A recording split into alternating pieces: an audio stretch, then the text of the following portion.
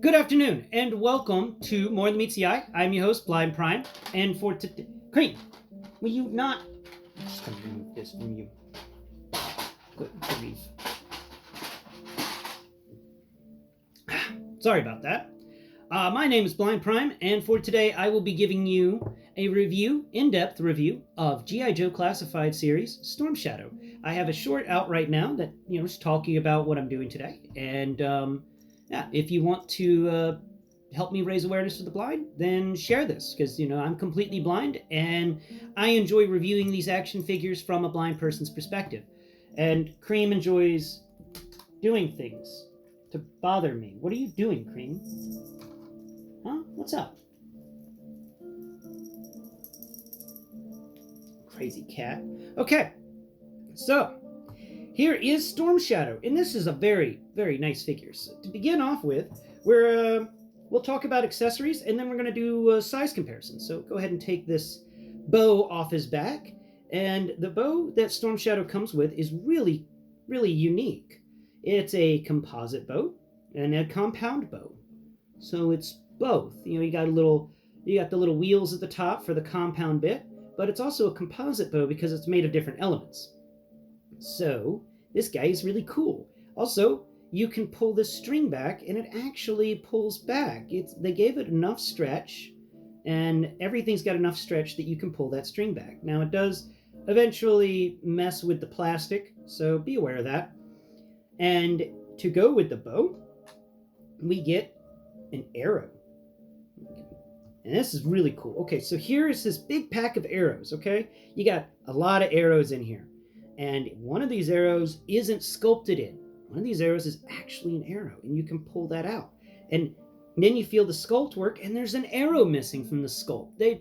Wow, that is just an attention to detail that I love. And it fits in there so well, and then it kind of locks in amongst the others. And you wouldn't even know one of these is a regular arrow by just feeling it. I guess you could look at it too. Maybe it looks different, but for me, feeling it doesn't feel any different. I just know where the arrow's at, so I can find it. So here is the arrow, and the arrow is a nice arrow. It's arrow-shaped. It's a long stick with a pointy end. The pointy end is a nice arrowhead. Really, really well done. Really well sculpted. And then on the back, we've got the little flange on the back of the arrow, the fletching, if you will. And that is really well sculpted. That is some good fletching. Wow. I really like that. I think that's cool. That is a nice arrow. And then you have this bow here, and on the bow has actually this little channel built into one side of it, and this arrow can fit into that channel. And this will allow the bow to be, used a lot easier than normal. And, when you put it in there, you can shake it, and it's not going to fall out. It's in there. And over here, we've got Stormshadow. Let's pull this hand down. And this hand is a new hand. This hand I have never seen before in G.I. Joe Classified Series, and it's a bow hand for shooting arrows. And it's a ranger's hand. You got the two fingers, the peace sign. And there it is, right there. Two fingers crooked over, and that's really cool. You can slip the arrow between them, and he can hold on to the arrow and the bow at the same time. It just takes a little work to get him into that position, because you really have to fight these hands. I really wish these hands had a joint and they weren't kung fu grip. Like, if they had a joint in them and they were articulated, then you could fold hands over and stuff and really get some nice stuff done. But yeah, no, this is a nice composite bow and a nice arrow. The bow itself has some really nice sculpt work done on it, really well done. It feels like composite bows that I have picked up in the past, and compound as well. This feels like bows that I have wielded in the past, and that is really cool. Actually, it feels a lot like a bow I've wielded in the past. This is almost a clone of it. That's neat. I have wielded this bow before. Maybe not at this size, but you can pull that string back all the way. And then another neat feature is you just move the arrow forward just a bit. You just click it in just a little bit forward, and then you pull the string back, and you can actually wedge the string on the end of the arrow, but that bends the arrow. So I don't recommend doing that. But you can do that if you want. It's your figure. Do what you want. Oh, and I dropped the arrow. So before I continue, I'm going to take this arrow and I'm going to put it back in here so my blind self doesn't lose it. Because I don't like losing pieces, and that means I like keeping them in their places. There we go. Pieces secured. So go ahead and remove his backpack, and we'll talk about what's in his backpack. Because accessories first. So on the backpack, we've got this little edge here that sticks out, and that's got a little sticky tack around it. Ignore the sticky tack. That's only so this bow can stay in place. The bow doesn't like to stay in its place, but you can get it to do that. Look at that. It stays in there with the sticky tack really well. I wish that Hasbro would take a card from their Transformers stuff, because most of the Transformers things peg in very well, and just wish they'd figure out how to do that with the G.I. Joe stuff. Maybe they're working on it. They're getting better. As more figures come out, they get better and better. They've started doing that nice trigger guard peg, so you can carry guns on the trigger, and that's nice. No more pegs on the side of guns. I don't like those pegs on the side of guns. I like them to be able to hold the guns on their back and stuff, but that peg on the side really ruins the gun. So let's pull out his swords, and we'll talk about them. One of these swords is shorter than the other, and Arashikage Brotherhood is the brotherhood that he's a part of in both the animated show and the comic. And the difference being that in the comic, Snake Eyes also worked with Stormshadow as the Arashikage Brotherhood. And there was a big mess up there. And I recommend looking that up. That was a really well done storyline. That was really fun. Especially how long it took to figure out the real culprit of the death of Hardmaster. So, there we go. Put the swords back. The only difference between these swords and normal G.I. Joe other swords that we've come across in the G.I. Joe series, is the handles. These handles feel like they're made out of bamboo or something, or wood, and then they have this big bulbous end, and I don't know what that's all about. Like, it feels like it's sculpted in, but maybe it's just a bauble at the end of the sword. I'm not sure. I don't really remember enough about these swords to tell you what these are, but they both have these weird baubles on the end, and then nice wooden handles. There's no wrapping on these handles at all. It's just straight up wood. Now moving on to the sheaths. Here are the sheaths. They're both feel like they're made of wood, maybe painted bamboo or something, but yeah, they're both wooden sheaths, and they're attached to this leather quiver for all of his arrows. And this is a quiver so big that Green Arrow is jealous. This quiver is very nicely, it's nicely done. You got some good sculpt work of leather in here, and that little beaded pattern that really hard leather gets over time. And then you have this area here, which feels like it's some sort of symbol. Maybe that's the Cobra emblem on there. It feels like it's an emblem of some sort. I'm pretty sure that's the Cobra emblem right there. Let me know in the comments. Is that the Cobra emblem I'm pointing at? But yeah, that's the backpack. It's pretty cool. On his head, he comes with two things. So I'm going to get this off his head. He has this cool cloth band that he's got this cloth cowl that wraps around his head. It's really, really nice. It's squishy. It's got texture on it of sculpt work of cloth, and it also has a bit rough. So this isn't a soft cloth. This isn't silk or anything. This is a heavy cloth. This is a protective cloth. And around his neck, we have this protective cloth, but it's been folded up around his neck so that he could just, reach up, grab the back of it, and pull it over his head. That's an added bonus that I don't think anyone's really noticed, but that's really cool. So you can take his head off and remove that piece if you want to just keep this on, because that piece right there is just this mask, but crumpled around his head. You got this face mask area, the giant hole for his face. You can just pull that away and it'll go down. That's really cool. I like that. He's got this strap that runs around his chest. It's got some shuriken in it and other lightweight, deadly ninja gear, and that's really nice. I like the strap. It's very similar to Snake Eyes' strap. And then around his waist, he's got a martial arts belt, and it's got some really, I don't even know what's on this belt, but it's got some stuff there. He's got little emblems and whatever that is. Oh, that's a little pocket that he's got attached to the belt. And then the belt came with an extra piece that you attach to the back of the belt, and it has the knot and the strands that come off the side of the knot after he's wrapped the belt around him a few times and tightened it. So it will fall down the back of his right leg, and that's pretty cool. Or you can spin his belt so that it falls down the front of his right leg, but I like falling down the back of his right leg. Other than that, accessory-wise, that's it. That is Stormshadow's accessories. Now, before we get into Stormshadow's sculpt work, we are going to talk about Stormshadow's height. So here we go, Stormshadow. And we've got our bat. Come here, bat. Okay. So here's the bat, and the bat is compared to the Stormshadow. There we go. Hi, Kream! And Stormshadow is shorter than the bat, but then again, he's one of the shorter Joes of them all. Kream, what are you doing? What are you trying to accomplish today?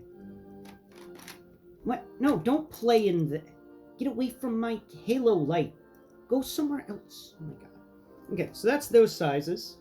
And we'll put the bat off to the side. And we'll get Stormshadow compared to Snake Eyes, because you're going to definitely have these two fighting. And you might as well just see what they look like side by side. What was that? What was that you just knocked over? Oh, yeah. So here they are, back to back. Stormshadow and Snake Eyes are about the same height. Snake Eyes is just a little bit taller than Stormshadow. But then again, Stormshadow is a fully blooded Japanese man who grew up in a ninja house. And Snake Eyes here is a blue-eyed, blonde-haired dude who fought in the Vietnam War with Stormshadow. And then they became friends. And then they became enemies. So there's a good size comparison of those two. We'll set him off over here to the side. And what's going on over here? No, don't fall, Stormshadow. No, God. Okay. No, good God. Just stay. Just. Let me see your sword. Give me your sword, Snake Eyes. Give me your sword, Snake Eyes. Snake Eyes. I swear. You got to give me your sword. You got to. Thank you. We're just going to put your sword away. And then I'm going to lay you down flat on the ground. Yes, just like that. Nice and flat. You're not going to fall anymore. Okay, cool. That is my biggest negative with the entirety of the G.I. Joe Classified series. I'm going to state that right now, since you just witnessed that on camera. These guys do not stand at all. That is my biggest annoyance with this. They don't give you any stands for them. No stands at all. None. I'm looking forward to the G.I. Joe Classified Retro series, because at least those will come with stands. I have been asking Hasbro, and I want you, my viewers, to tweet at Hasbro today and request that they start giving us some GD figure stands with our G.I. Joe Classified figures, because I want to pose them more. But you can't... Look, the copies they get at the Hasbro Field House, where they get that guy who photos everything, those have all got tight joints. They're 100% awesome. But when we get ours here at home, our joints get loose. The QC with Hasbro is true. They need to hire better QC people or something. But this is, you got looseness here. And the looseness would be protected by a figure stand, which I 3D printed a few of them for myself whenever we were borrowing a 3D printer, so that my G.I. Joe Classified wouldn't fall over that much. But they still fall over. And that's something that I just want Hasbro to do. And I don't know why you're not doing it. We want figure stands and extra hands for the G.I. Joe Classified line. Is it too hard for you to do that? Is it just too out of your wheel well to give us... Oh, no, it's not out of your wheel well, because you're doing it with the G.I. Joe Classified Retro series, and all the Marvel Legends come with hands for days. My roommate, who collects Marvel Legends, has got a mystery machine, a 1/12 scale mystery machine, and its back is filled with Marvel Legends hands and heads, because he doesn't have anywhere else to put them, and he just keeps shoving them in the back of the mystery machine. You open the back doors, and it looks like a freaking serial killer's van, because they just come pouring out, hands and heads. Ugh, it's a horror movie kind of thing. Anyway, I'm sorry for that rant, but I needed to say that again. Oh man. Irritating. Are you using Motor Master's trailer as a pillow? Cats. Okay, so sorry for the rant. Now let's move back into Stormshadow. Let's talk about his articulation now.